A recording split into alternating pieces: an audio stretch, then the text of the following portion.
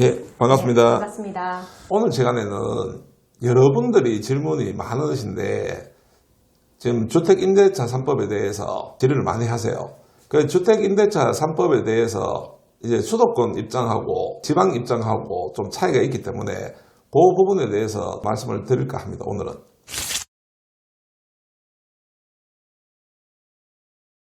지금 부동산 임대차 3법 자체가 첫 번째 계약갱신 청구권이라고 해서 세입자가 원할 경우에 기존 2년 계약이 끝나고 나면 네. 한 번 더 계약을 할 수 있다.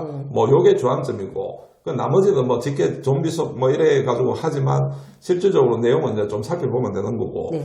두 번째 내용이 전월세 상한제라고 해서 전세금하고 월세금을 올릴 때, 그 계약할 때 이제 5% 이하에서 이제 올리도록, 네, 뭐, 그걸 이제 잡아놓은 거고, 전월세 신고제는 계약을 하고 나면 30일 이내에, 그 관할 관청에 이제 온라인으로 신고를 하든, 직접 해서 신고를 하든, 이런 내용인데. 네, 그 전에 이제 부동산 실거래 하듯이 이것도 이제 실거래처럼 이제 그렇죠, 신고를 하라, 뭐 이런 예. 제도인 것 같습니다. 이게 하게 되면 뭐 여러 가지 요건들이 있는데, 일단 계약갱신 청구권을 살펴보면 세입자가 2년 계약이 끝나고 나면 한 차례 연장을 더 해준다는 내용이에요. 네. 그 최대 4년까지 보장을 해주겠다. 법안 취지는 세입자를 위해서 좋은 취지처럼 보입니다. 그리고 계약 만료 시점에서 6개월에서 2개월 사이에 계약 연장 통보만 하면 계약서를 별도로 쓰지 않더라도 자동 연장이 될 수 있도록 하는 제도고, 그러니까 집주인이 피해갈 수 있는 방법들이 이제 집주인이 이제 직계 좀비소 포함해서 이제 거주를 하겠다고 이제 들어간다고 예, 이제 그렇죠. 통보를 하면 예, 이제, 통보를 네, 하면 그렇죠. 실제 거주자가 이제 살게 되면 거부를 할 수 있다는 그런 내용이고,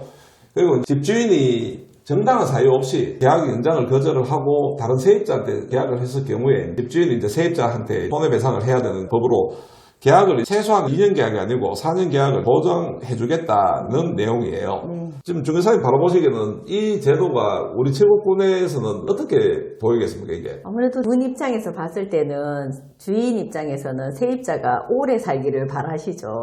혹시나 세입자가 나갈까봐 안절부절인데 뭐 2년 보장해주고 이거는 그러니까 실효성이 없는 예. 거. 사실 이제 이게 지방에는 세입자가 들어왔을 때 특별한 사유가 있지 않는다면은 집주인들은 될 수 있으면 장기적으로 살기를 원하세요. 그렇죠. 그리고 이런 법이 이제 생겼다고 해도 실제 피부로 와닿지가 않습니다. 네. 자, 두 번째 보면 전월세 상한제라고 해서 이 부분이 저희들이 봤을 때는 굉장히 악법입니다, 악법. 세입자 입장에서 굉장히 안 좋은 법이에요, 이게. 그렇죠. 뭐 세입자를 위해서 전세나 월세를 이제 많이 못 올리게 한다는 네. 취지는 굉장히 공감을 하는데. 네. 군 입장에서 봤을 때는 상한제 올려서 받아야 되나? 주인들이 이렇게 말씀을 하신다니까요. 모르고 지나가던 부분을 갖다가 우리 그러면 5%로 올려서 받아야 되나요? 이렇게 질문을 하니 현장에서 이제 느끼는 게 임대료가 뭐 5년 전에 임대료나 뭐 지금 임대료나 5%씩 만약에 상한이 되는 것 같으면 계약할 때마다 2년도 아니라 5%씩 상한을 할 것 같으면 지방의 집값이 굉장히 많이 올라간다든지 뭐 이런 경우일 수가 있어야 되는데 뭐 그런 경우가 잘 없어요. 보통은 2년 계약하고 난 다음에 주인하고 세입자하고 특별한 이야기가 없으면 그냥 묵시적 그냥 묵시적 갱신으로 해서 2년 계약이 자동으로 진행되는 경우가 거의 80~90%이기 때문에 그렇죠. 또 오히려 이제 집주인들 입장에서는 세입자가 빨리 안 나가길 지금 바라고 있어요.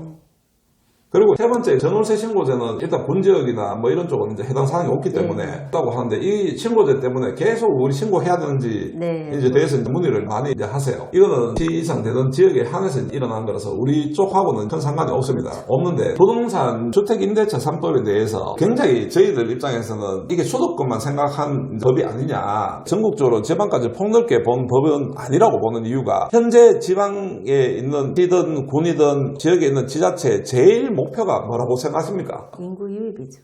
그렇죠. 네. 그러니까 인구가 계속 줄어들고 있는 상황에서 인구를 계속 늘리기 위해서 모든 중소지자체들에서는 굉장히 애를 많이 씁니다. 지금 인구가 줄어들고 있는데 이런 주택임대차 3법이 인구가 줄어드는 도시에 같이 적용을 한다는 게 해당 사항이 있느냐는 이야기죠. 모든 중소지자체에서 인구 유입이 목표인데 이제 이런 부분에 전월세 상한제는 그런 부분에서 좀 배제를 해준다든지 이렇게 해야 되는데 오히려 지금 집주인들이 이런 명분으로 해서 세를 자꾸 조금씩 올리세요. 지방하고 수도권하고 분리해서 부동산은 대응을 해야 될 것 같아요. 지방이 지금 거의 말살 단계에 와 있기 때문에 지방에 있는 부동산에 대한 어떤 주택이든 뭐 개발이든 이런 부분들에 대해서는 인구 유입을 위해서도 많이 좀 완화를 시켜줘야 되는 분위기고 수도권은 조금 강하게 해서 인구를 분산시키도록 이제 만들어야 되는 게 그게 이제 정책인데 부동산 정책의 모든 정책이 지금 수도권 위주로 진행된다는 느낌을 네. 현장에서는 우리는 받고 있죠, 그죠? 그래도 궁금해하시는 분들이 예, 궁금해하시는 많으니까. 분들이 있으니까 네. 중개사님이 삼법 궁금해하시는 부분 좀 설명을 해드리죠. 임차인은 언제부터 계약갱신 요구가 가능한가요? 라고들 물으시는데 임대차 기간이 끝나기 6개월 전부터 2개월 전까지 청구 가능합니다. 그러니까 나가시기 2개월 전에 나간다고 말씀을 드리면 될 것 같습니다. 임차인은 뭐 총 몇 회 갱신 요구권이 부여되나라고 하는데 갱신 요구권은 1회 행사 가능하고 2년 보장합니다. 그러니까 2년 사시고 2년 보장받아서 4년 살 수가 있습니다. 그런데 묵시적 갱신, 그러니까 계약 갱신 요구를 안 하고 묵시적으로 갱신이 됐다 하더라도 계약 갱신 요구권이 한번 사용할 수 있습니다. 6년이 가능한 거죠. 묵시적 갱신까지 가게 되면은. 그 묵시적 갱신도 갱신 요구권으로 보나요? 이 말이, 그러니까 묵시적 갱신은 계약 갱신 요구권으로 보지 않기 때문에 묵시적 갱신을 하시면 2년 사시고 그 다음에 계약갱신 요구권으로 또 2년 사시고 해서 6년을 사실 수가 있습니다.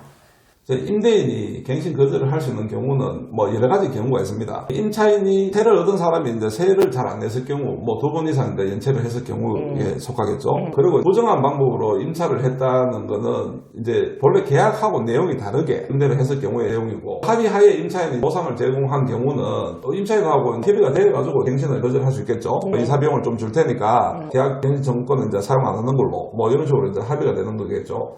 그리고 임차인이 동의 없이 주택을 전대한 경우인데 이거는 전세에 대해서는 뭐 문제가 안 되는데 임차인이라고 하는 거는 말 그대로 보증금 얼마에 세 얼마를 주고 하면 주인 동의 없이는 전대를 못하게 되어 있습니다. 그렇죠. 전세 같은 경우에는 주인 동의가 없어도 전대를 할 수가 있어요. 그러니까 이 부분은 구별해서 보시면 될 것 같고, 임대차를 계속 하기 어려운 중대한 사유라는 거는 그 임대하시는 분의 뭐 신변에 문제가 생겼다든지 어떤 특별한 사유가 있다고 이제 인정되는 경우, 그리고 별거 재건축 계획 고지, 임차인이 주택을 파손한 경우, 이런 거는 뭐 당연한 내용이고, 그 주택 멸실시 이런 것도 당연한 거예요. 주택이 없는데 뭐 어떻게 뭐 임대를 하겠습니까? 임대인이 실제 이제 거주를 하려고 하면 계약갱신 청구권을 임차인이 이제 사용을 하게 되면 문제가 되니까, 임대인이 실제 이제 자기가 살려고 들어가는 경우에는 6개월에서 2개월 전에 이제 기간을 통보하고, 임대하시는 본인이 입주를 하게 되면 계약갱신 청구권을 임차인이 사용을 할 수가 없습니다. 그리고 임대인이 직접 거주 사유가 허위인 경우에는 임차인이 속주인한테 손해배상 청구가 가능합니다.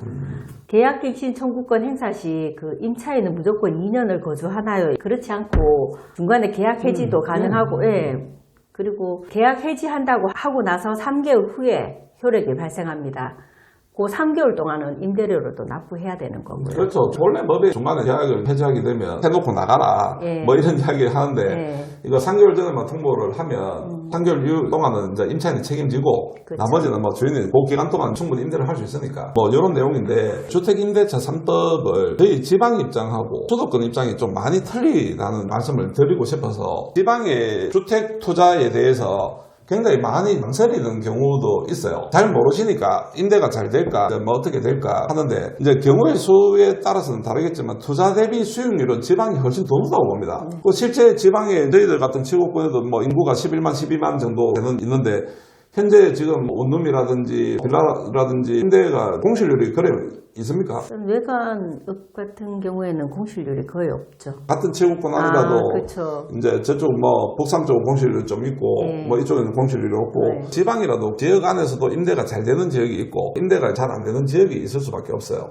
그래서 투자에 대해서 지금 어려워 하시는데, 수도권 쪽에 가야지 집값도 많이 상승하고 좋은 거 아니냐, 반대로 생각하면 결국은 어느 정도 무리하게 올라간 가격은 떨어지게 되어 있습니다. 그 지방이 좋은 점이 하나가, 주택이든 상가든 해놓으면 상승률이 느린 대신에 굉장히 안정적인 수익을 거둘 수 있습니다. 폭락을 잘 안 한다는 이야기예요. 오르면 계속 꾸준히 올라가고, 떨어지더라도 조금 떨어지고, 노후에 퇴직을 하시고 지방에 원룸을 짓든 빌라를 짓든 해서 실제적으로 거기 거주하시면서 거기 건물 관리하시고 뭐 농사도 조금 짓고 하시는 분들이 상당수 많습니다. 임대 소득을 가지고 노후 대비를 하시는 거죠. 이런 분들까지 지금 다주택자가 돼서 투기 세력으로 전체적으로 한꺼번에 묶어서 본다는 것에 대해서는 굉장히 저희들이 이제 현장에 있는 입장에서는 굉장히 좀 불편해 보입니다. 그분들은 전 재산을 가지고 임대사업을 하는데 그 언론에서 임대사업을 하시는 분들 뭉텅거리 묶어서 투기 세력처럼 이래 이야기하시는데 지방에 빌라 하나 보통 뭐 빌라가 6가구 8가구 뭐 이래 되는데 빌라 하나 가지고 임대 소득 놓으면서 그 농사 조금 지으면서 노후 보내시는 분들은 그분들 투기 세력으로 보실 수 있을까요? 지방에는 그만큼 이제 주택에 대한 투기를 하시는 분들이 뭐 있겠죠. 있긴 있겠지만 상대적으로 소득권에 비해서는 굉장히 작다고 보시면 됩니다. 거의 미미한 수준인데 이런 법 적용이나 그리고 언론에서 이제 임대하시는 이제 임대 사업자들에 대해서 정부에서 임대 사업자 신청을 하라고 그만큼 해서 이 지역에서 임대 사업자 신청을 많이 해놨는데 요새 임대 사업자들 자체를 투기 세력으로 몰고 가고 있으니까 지방에 여기서 진짜 선량하게 노후 대책 세워서 이제 가시는 이런 분들은 어디 가서 하소연도 못 하십니다. 투기 세력으로 몰려서. 그리고 주택임대차 3법에 대해서 수도권에서 바라보는 시각하고 이제 지방에서 바라보는 시각이 그만큼 현장에서 차이가 있다는 말씀을 드리고 법안을 내고 법을 만들고 세입자들을 보호하겠다고 하는 취지는 좋은데 이게 지역별로 어떤 취지에 대해서 조금 더 세심하게 법안을 만들면 그러면 상대적으로 지방에 계신 분들이 이 법 때문에 피해를 본다고 생각도 보는 분들도 있을 수 있다는 생각을 하시고 법을 만들었으면 좋겠다는 생각을 합니다. 오늘은 뭐 여기까지 하고 예, 감사합니다. 감사합니다.